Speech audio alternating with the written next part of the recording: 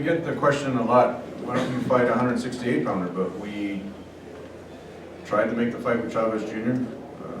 Just over 2 years ago now with Bob. You know, he was doing all he could to try to entice Chavez Jr. to get in the ring with Gennady, because he knew that would be a huge fight. It would be a great fan favorite fight and a successful pay-per-view fight. For whatever reason, internally, they couldn't get the deal worked out. Then I was talking to Eddie about fighting Carl Froch, you know, going to the UK, fighting him over there. Carl, after posting pictures of saying he was too big and too strong for Gennady, then he decided to retire.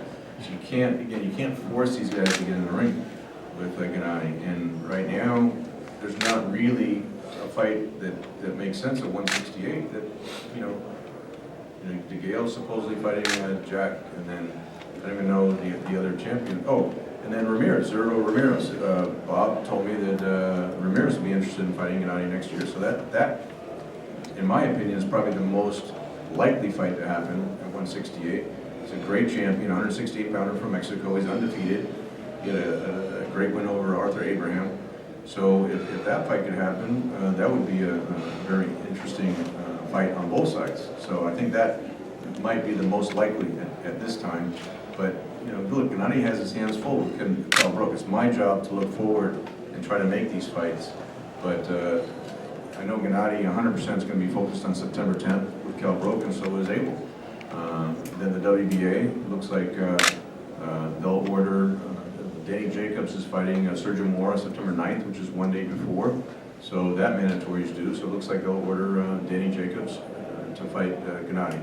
So we'll see how that goes. But Gennady's never, you know, I want to emphasize, he's never shied away from a mandatory challenge. If he's ordered, he's so focused on having the titles and keeping them. Unlike a lot of fighters who tried to get out of the mandatory obligations, he was the mandatory for Felix Sturm for 2 years. And Sturm kept getting exceptions not to fight Gennady. So that would be a great fight. Him and Daniel Jacobs in New York would be a tremendous fight. So they're focused on September 10th. I'm always looking forward to see what else is down the road. Eddie, you know, with the success now, maybe Eubanks will come back in the picture. It looks like the pay-per-view in the UK will do very well as well.